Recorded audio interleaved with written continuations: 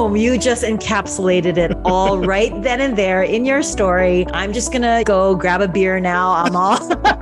I know I'm giving us so much today. So that's why I'm like, amen, amen. I hear you. Keep going. I am recognizing the extreme by which I am reacting to this situation and the level of self-shame and self-doubt and the way that I'm beating myself up for this. And then part of me is also bringing them together by hugging them. It's in giving yourself that hug. It's allowed you to say, whoa, whoa, whoa, whoa. Is it true? And then even if it is, how true is it? Seeing this pattern in real time, it gave me so much breath to be like, I see it now. Just because you have a pattern of behavior, of action or a feeling or a thought, doesn't mean that that is who you are and how you always have to be. I often tell my patients, you are not your injury. You are not your disability. You have that. Where do we go from here? Today's episode, I find to just be a juggernaut of tools for people to take with them.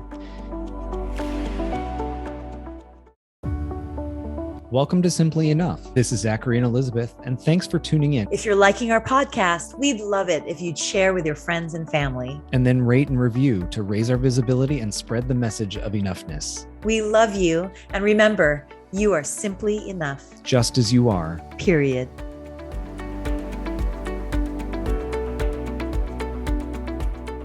Hello, everybody, and welcome to Simply Enough. I'm Mr. Zachary Leonard. And I'm Dr. Elizabeth Ignacio. First of all, I cannot believe we are like well into June by now. Right? Like, where did this year go by? I mean, we're almost 6 months, completed 6 months into 2023. It's flown by. It really, really has. And in some ways, thank God it has. And in other ways, like, oh my goodness, there's only 6 months left. Yes, absolutely. You know, and the other thing is just when we look at the number of episodes that we've published, Elizabeth, that is in the best way baffling. Like, I'm like, wow, we're at 60 plus episodes already. And we just, over 10,000 downloads. Thank you, everybody. It's like, wow, it's an exciting time. And I had to share that before we launched in the episode today. So I'm kicking us off with a personal moment that I had just today that connects with many of the things that we've talked about and is also, I think, an entrance, listeners, into some of my own thinking about things that have happened, some self-coaching, some coaching with my friend Elizabeth. And so I'm just going to jump into it. This morning, I was supposed to have a call. The call was early this morning, but unbeknownst to me, I had scheduled the call for tomorrow. And, honest mistake. And so I was going about my day. I got this email from the person I was supposed to have the call with saying, hey, we're supposed to be on Zoom. And it was like an hour and a half later. Well, immediately that like warm flush comes over my body of like, oh, I messed up. Okay. Now this is my advisor for my doctoral program. This is somebody who I respect. And, we have the kind of great relationship where we're working together, but I want to honor her time and what she's doing. And I also, part of me is like, this is my professor type of thing. And I have a little bit of that teacher-student relationship, right? So immediately I responded saying, I'm so sorry. I have it on my calendar for tomorrow. Forgive me if I inputted it incorrectly. Her response was fine. It was like, no worries, that happens. Let's reschedule. But in the time between when she originally emailed me, I emailed her back. And then when she responded saying, no worries, it happens, it was probably, I don't know, an hour, let's say. I was going through a little bit of a mental spiral and then like noticing that I was going through a little bit of a mental spiral. So I had like two things going on. There were like the emotional side and then the kind of observer side of me that's watching and paying attention to what's going on. So let me just share a little bit about what I was feeling. And then I'll talk a little bit about the observer side, like my thoughts on what was going on. Yes. Okay. So the first thing is I was immediately feeling like mad at myself and then I was putting all of this on her. Like she's disappointed in me. She thinks blank, blank, blank about me. And how am I going to make it up to her? And will she forgive me? And like kind of this place of like, I have ruined the relationship. Like I went really far into that camp of like feeling bad about, I know. Well, but without going into too much, there's a little history associated with how I got my advisor and my doctoral program. So I really do feel a sense of wanting to make sure that I am not only producing scholarly work, but I'm also honoring the time that this person has invested in me, right, to complete my doctorate. So I went a little bit on this like shame spiral, and an extreme shame spiral where it was like big, deep thoughts as opposed to like, oh, I feel bad. It was like, I feel bad, kind of in that place.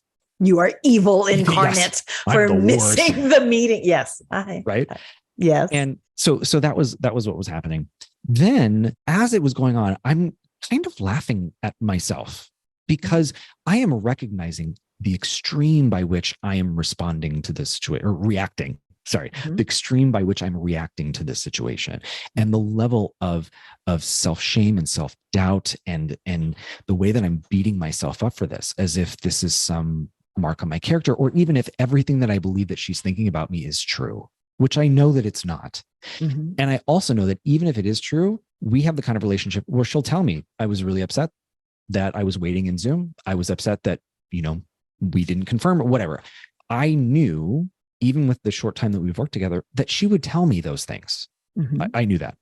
So I'm living in both of this kind of like weird place where I'm having my feels, but I'm also recognizing that my feels are extreme and also, I don't want to say not a reality, but I'm imposing upon her and the situation these extreme thoughts, these extreme reactions that are not necessarily true, at least for her, and also like a fair representation of what happened, right? I just missed the meeting, right?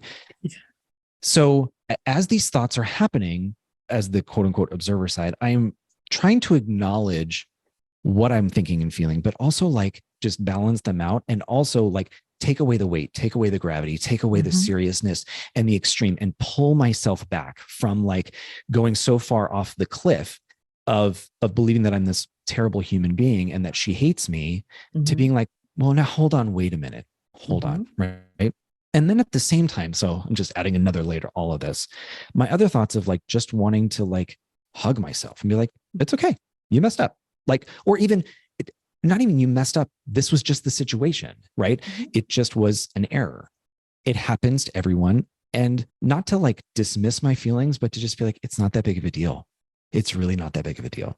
And I'm living in all three of these places, right? The one place of like having the response, the second place of like just seeing it and trying to balance out the extreme with just some very fair, true facts and balanced perspectives. And the other one of just trying to like hold space and just kind of give self-love and self-grace. So then the second part to this, and you're smiling, I can't wait to hear all the things you're going to say. Then the second part to all of this is, then I get a call from somebody unrelated. Okay. That person calls. I speak to this person as part of my other job. I speak to this person regularly. It's not unusual that she would call, but then I see her name show up and like that extreme Zachary that's like down the place of being like, worried that I've so pissed off this person, they never want to work with me again, applies that feeling to this new person, this new situation. And I'm like, oh gosh, she's calling. Why is she mad too? What did I do? Did I do something wrong? Did I miss a meeting with her? And I start to go to that place. And now before you even picked up the phone, phone. And so much to the point where when I picked up the phone, I'm like, what's wrong? Is everything okay? Like that was the energy that I brought into the call. She starts laughing. She's like, yeah, everything's fine. And then that little pin burst. Yeah, it was a butt dial. Yeah, exactly. Sorry. I know I'm giving us so much today. So that little pin was in some ways what I needed to deflate the pressure of the situation and Zachary that's now so far down the road that he's like, just feeling just really awful about himself. Now I started to laugh because the observer got to take over and I got to have a lot of clarity of seeing like, oh, this was one, an isolated incident. Two, really not that big of a deal. Three, you are having a very extreme reaction in this case. And I'm qualifying it that way. You're having a very extreme reaction and then applying that or transferring that to other situations.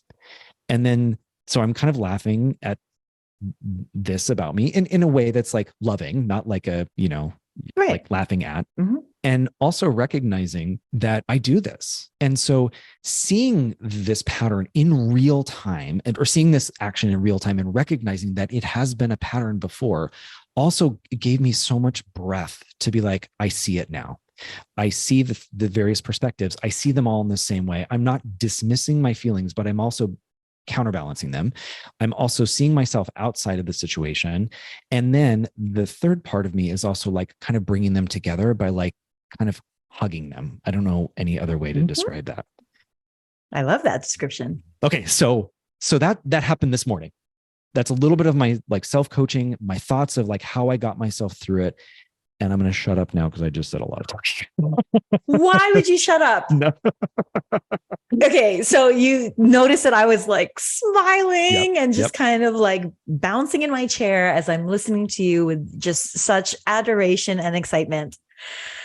I don't want this to sound pompous, but there's this saying of, like when the student is ready, the teacher appears. And then the next step, though, is that there comes a point where, the student surpasses and does not need the teacher anymore. And then, we are of an equal relationship, love. Sure. So please know that. But to your points and comments that you've made in private about how, sometimes it's as if, with my side gig of being a mindset and well-being coach, it's there are times and situations where I coach you or I just explain to you some of the things that I say in coaching to my clients and how does that apply to your life. Boom, you just encapsulated it all right then and there in your story. I'm just going to, go grab a beer now. I'm all like my job is done. Not that our relationship and our friendship is a job at all. Not at all. But it's just, all I can say is yes and hell yes. And that's it. And exactly. And I'm so thrilled for you. And yes, that's the point. Meaning, you and I have talked about, and I don't know if I've ever truly elaborated this to our, listeners and viewers, but I know to you, we've talked about my SMEAR model, which is a take on truly, if we're going to get clinical, cognitive behavioral treatment or cognitive behavioral therapy, if you will, which is quite meta in terms of thinking and evaluating and observing your own thoughts. And the SMEAR model, which is an acronym, SMEAR, is, and you've used these words or plays on these words. So S stands for situation. And that's all it is that's the facts of the situation that anybody and everybody involved in the situation, or even an outside passerby observer, would agree upon. Those are the facts. So in this situation, the facts are person A had a meeting scheduled for today, and you had the meeting in your calendar for tomorrow. Mm-hmm. So there is a miscommunication or error or whatever. Like, I don't even want to, I'm very careful even in putting those words there, because there's judgment placed on those words of whether it's a mistake or an error or miscommunication. But those are the facts. You had it for tomorrow. She had it for today. So, Twain did not meet today. So that is the situation. So then SMEAR, let me just get it out and spit it out. So SMEAR stands for situation, followed by mind, meaning what are your thoughts? E in SMEAR stands for emotion, or your feelings about it. Your feelings lead to an action, and the actions lead to results. So pretty much in anything and everything we do in life, one can apply this SMEAR model. Mm-hmm. Here's a situation. What are your thoughts in your mind about it? Which lead to feelings, because your feelings are created by your thoughts. Then from those feelings, it compels a person to act one way or another, or multiple ways to choose from. And then that leads to a result. So that is kind of my coaching tool that I have when a client comes with a situation, a question, a conundrum. So what you just described was, here was a situation, you had thoughts about it that led to the feeling, which led to, let's say, the action of the apology. But then part of that apology is the perpetuation of thoughts of self-shame, which then ended in the result of feeling shame. And then you brought that situation to an entirely different situation and carried with it your mirror, your mind, your emotion, your action, your results to that. But then what you did was you then recognized the emotion, the E. You stepped back to evaluate as an observer. This is where it gets meta because you are the observer of your own thoughts.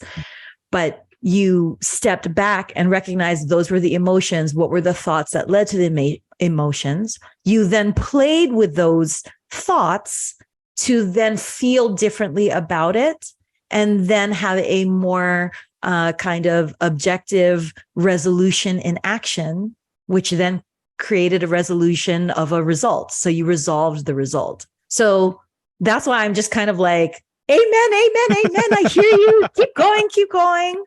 Because that is exactly what you and I have talked about many a different scenario in your life as well as in my life and my own, not only coaching clients, but how I self-coach is applying that smear tool.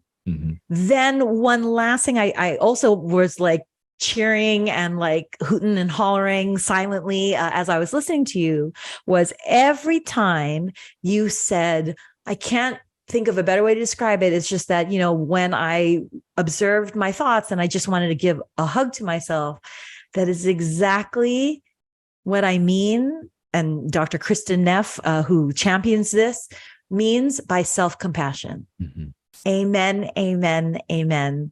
We say love makes the world go round. Well, to get to the point of love making the world go round, we all need a little bit of self-compassion. And when we have self-compassion, we can then have compassion for others. And again, that's how we get to the point of, love makes the world go round. So maybe again, to a different song or a different theme, what the world needs now is love, sweet love. Maybe let's start off first with what the world needs now is some self-compassion. That's what that means in terms of you giving yourself that hug. It's in giving yourself that hug. It's in giving yourself that space and grace and self-compassion that allowed you to say, whoa, whoa, whoa, whoa.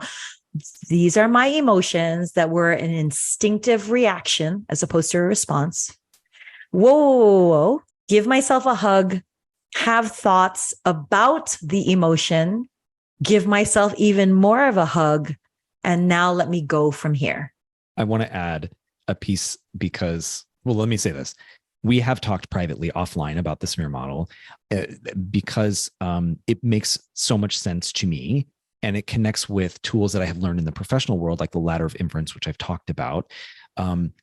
Whether I knew I was going through those steps, it felt very natural to process that way. And it is definitely a way of capturing this self-coaching that you have helped me see over time in our friendship, whatnot, the true benefit of going through that and recognizing how each step is a critical part of it, right? And then stopping and seeing the S and the M and the E and the A and the R.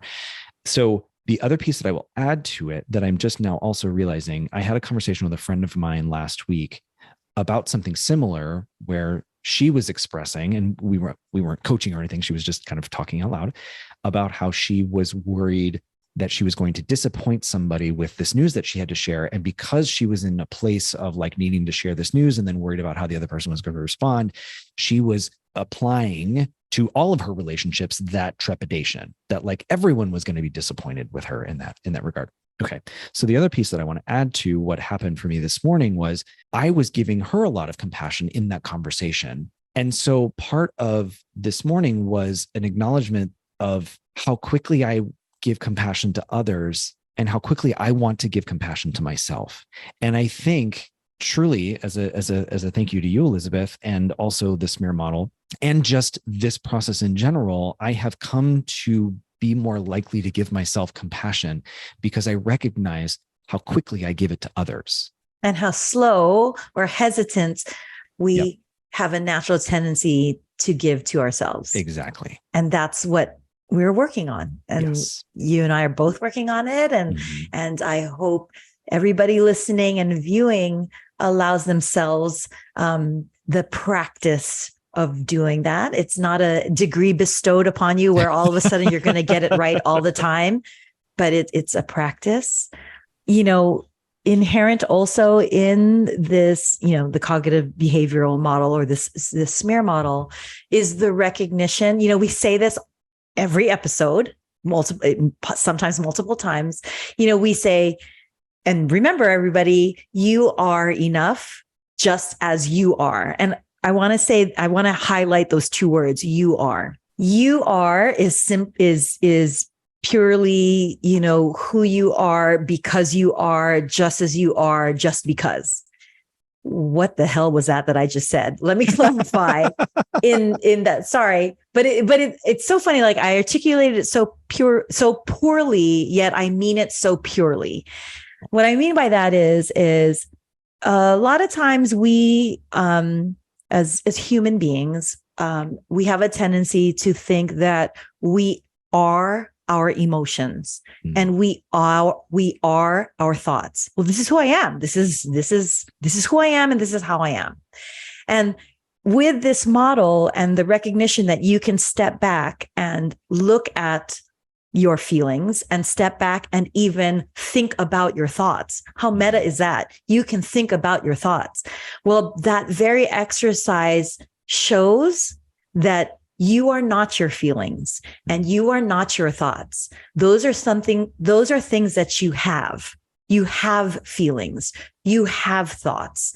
That is not who you are. So it empowers you and allows you to, again, take the moment of self-compassion and then look at and evaluate your feelings and look at and evaluate your thoughts. It's kind of along the lines of, that saying, your personality isn't your destiny. Just because you have a pattern of behavior of action or a pattern of behavior of feeling or a pattern of behavior of thought doesn't mean that is who you are and how you always have to be. Should you decide with your own compassion and ownership and autonomy, I'm not going to feel this way, or I am not going to think this way, or I'm not going to behave this way. Just like physicians, we really have to do a better job of not looking at a patient as their illness or as their disease or as their, lack of a better word, disability. Mm-hmm. So I often tell my patients, when I look at you, you are not diabetic. You have diabetes. Or, you have, I'm an orthopedic surgeon. So let's say, you have a torn rotator cuff, you are not your injury. You are not your disability. You have that. What can we do with that now? Where do we go from here? Not what is it? Why is it? I have a lot of patients that are like, they come in and they have, let's say, a meniscus tear and they're, my age. So, in their 40s and 50s, and they want to attribute it to like, oh, that had to have been because of my baseball injury when I was a teenager.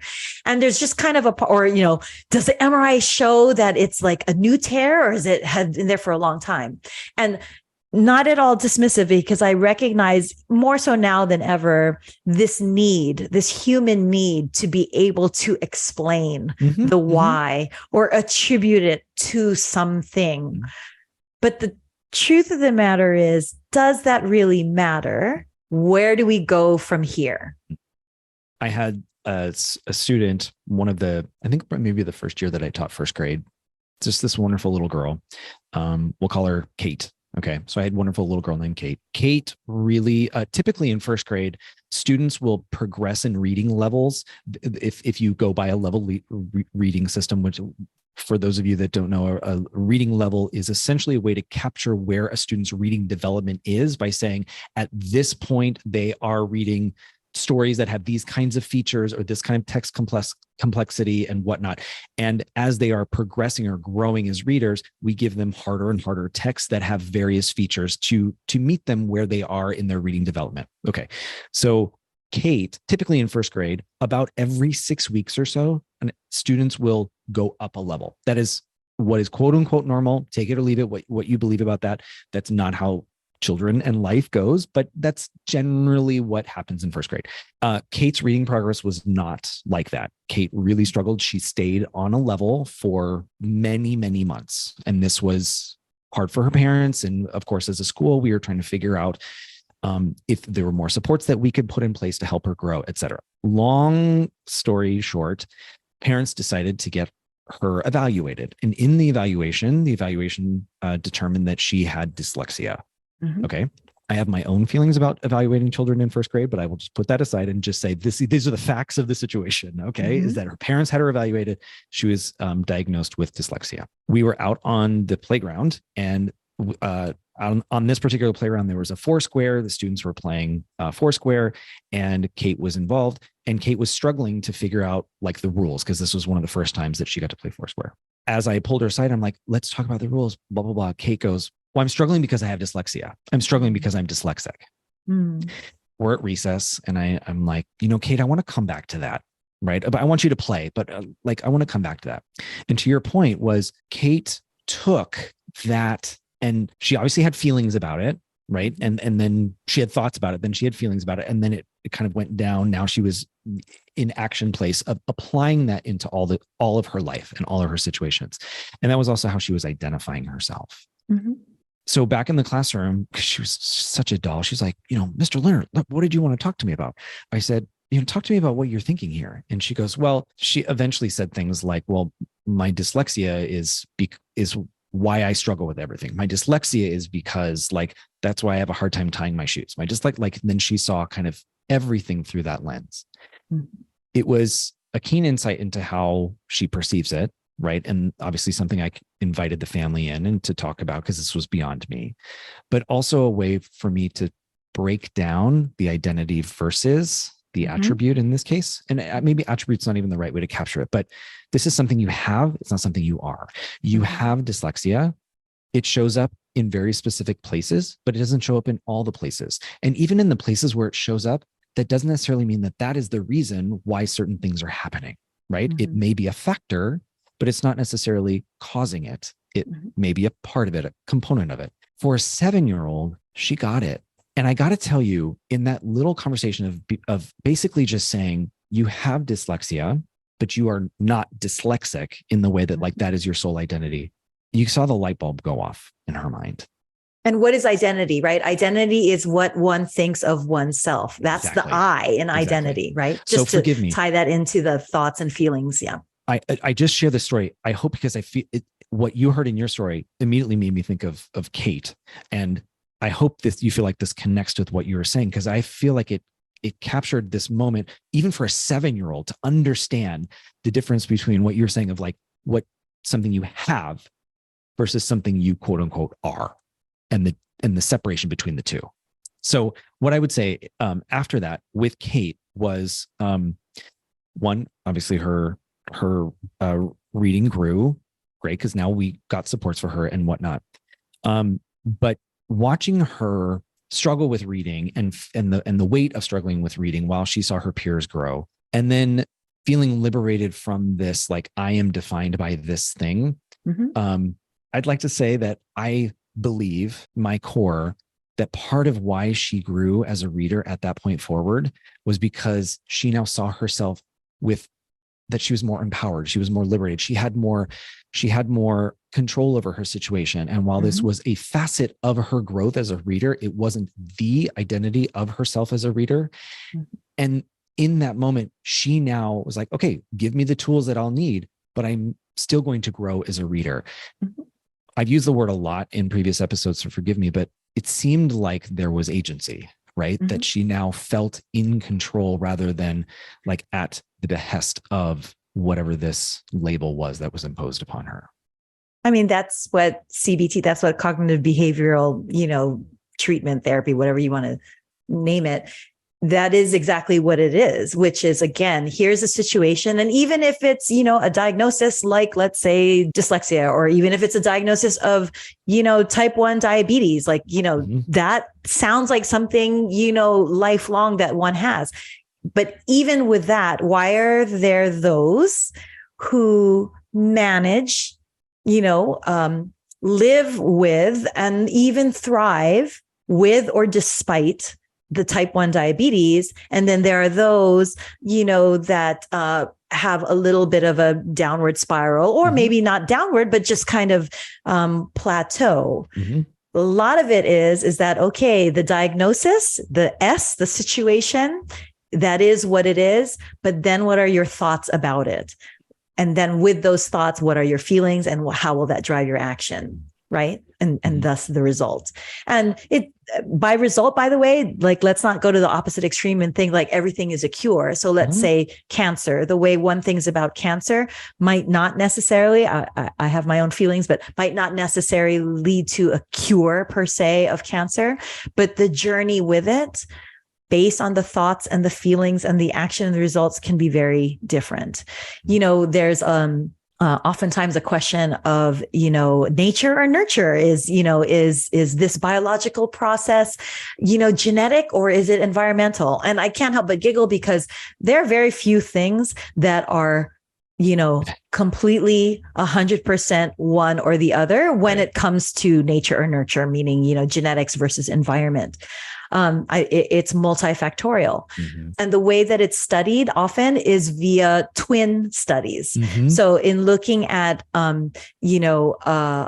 genetic identical twins versus fraternal twins, also in looking at the identical twins, those that have been brought up, you know, due to life environment in or life situations, the identical twins, i.e., they have the exact same genetic DNA, but are brought up in different environments.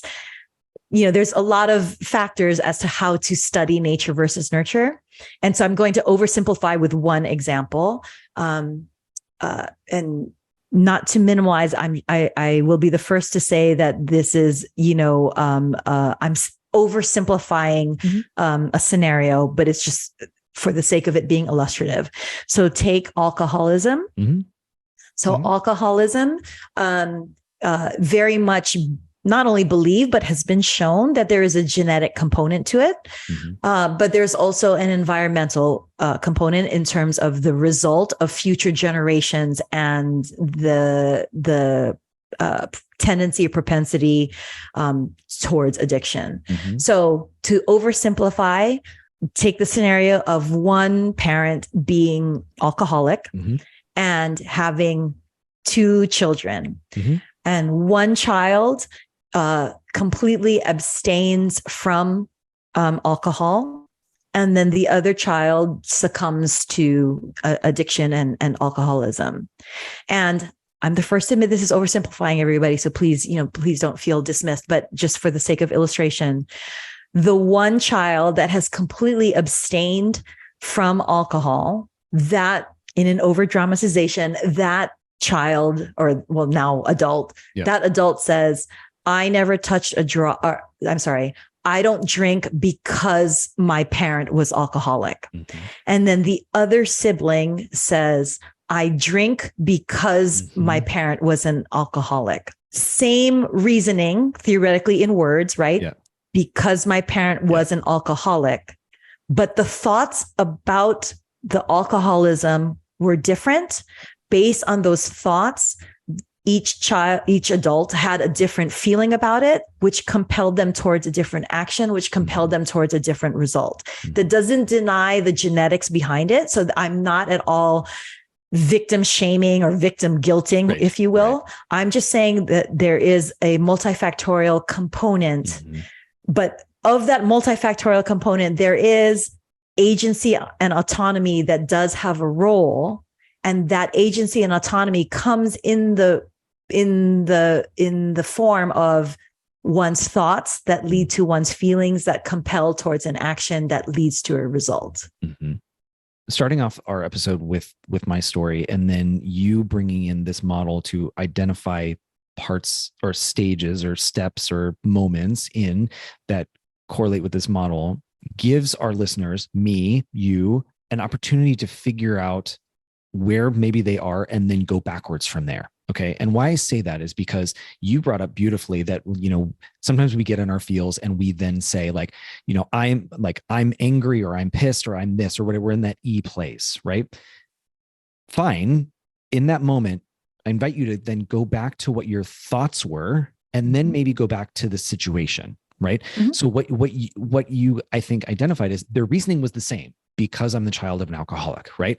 Mhm. And then what came before that is a very clear result of them going through the model, so to speak. Mhm. So for those of you listeners and whatnot, I think your story captures it great. An opportunity or an invitation wherever you find yourself in that SMEAR place, you can always go back to the situation to look objectively at the facts of the situation. And that's why I, this morning, when I was going through this, I was able to do that, is because I got to go back to like, okay, what actually happened? Yes. Okay. And then I had this thought. Okay. But then I had this emotion. But wait a minute. Might there be a different thought that could go with this situation? Oh, that could lead to a different emotion. Might there be a different thought? And then I am no longer handcuffed by that one emotional response, right? Mm-hmm. Your story, I think, illustrates that beautifully. And it really is also an invitation to all of us to lean on the model and see that that one feeling, so to speak, is not the only feeling, and it is not the definition of you. Yeah. Did I say that right? Absolutely. Okay. And that, by the way, that's not for me to say right or wrong. Right. Sorry. Well done, Zachary. But I hear what you're saying, and I concur. It's along the lines of the work of Byron Katie. So Byron Katie has a 4-question model, and the first 2 questions of the model is it true? And it could be, is it true about your thoughts about the situation? Or is it true what the other person's thoughts are about you? And that's how you don't take on the identity or the labels that somebody else is putting on you, because you examine, is it true? And even if the answer is yes, it is true, then the second question of Byron Katie's 4-step model is, well, how true is it? Is it an all-encompassing, deep, pervasive truth that solely defines you and who you are, for example? Or is it, yeah, there's truth there, but that's not all, it's not all true. And that's how you can find a little bit of space and grace for the self-compassion to then think different thoughts, to then have different feelings, which lead to different actions, which could lead to a different result. So it's, is it true? And then even if it is, how true is it? This happens where I just like you hit a nugget and then my brain starts pinging and I like can't really focus. The second question is it all true? Is just firing for me right now, because that is what happened this morning and why I went into the next call. First of all, it wasn't true that this person thought that I was the worst human being, blah, blah, blah. That wasn't true. But I was like, it is true, even though it wasn't. And then I answered the second question, is it all true, with yes, even though it wasn't, for the next call. So not only did this story, I think, yield a really great conversation about this cognitive behavioral model, the SMEAR model, but then these 2 questions, even if listeners, as you are going forward and you have a situation kind of like mine or something a little bit different, where you recognize that you're having a strong reaction to something or strong response to something, I want to make sure I get that right. So please correct me. Reactions tend to be visceral feelings. Yeah. Okay. Yeah. The response is more cognitive and more objective. Okay. So thank you. So if you're having a strong reaction to something and you are wanting to back yourself away, if you forget the model or whatever, those 2 questions will get you back to them, I think, because is it true? Is it true? I believe will help me go back to the facts of the situation. Is it true? Yes, we missed a meeting. Full stop. Is it true that she thinks I'm a terrible human being who misses appointments and is unreliable and blah, blah? No, it's not true. No, it's not true. Okay. Okay. But let's pretend that she was. Yes. Let's pretend that she was a nasty judgment. She's not, but let's pretend she was nasty and judgmental. Yes. And you missed the meeting. And so now she thinks that you are, useless, unreliable, blah, blah, blah, blah. You were afraid that she was upset at you. Yes. Okay, fine. That was true for this nasty, judgmental person. Okay, so that was true. If then also she thought, you are no good and she never wants to work with you again because you're terrible, is that all true? No. The truth was that she was mad and the truth was that you missed it. But all of the extra baggage, that's not true, right? Yes. The four questions of Byron Katie, number 1, is it true? Whether it's your thoughts or somebody's thoughts about you, is it true? The second is, how true is it, or is it all true? So how true is it? The third question is, how do you react when you believe that thought? Okay. And again, that's the M and the E also. How do you think and how do you feel Yes. about that Yes. thought? Okay. So that's her third question is how do you react when you believe that thought? The fourth one is mind blowing of Byron Katie. The fourth one is what would you be without that thought? Kind of along the lines of, you hear other like coaches or motivational speakers talk about like, what would you do if you didn't have fear? Or what would you do if you weren't afraid? Or, that kind of thing.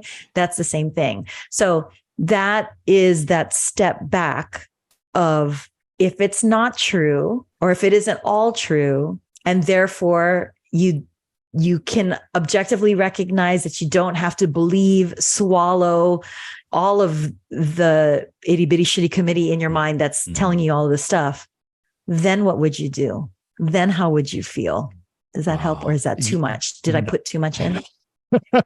Sorry. No. I'm getting too coachy, sorry.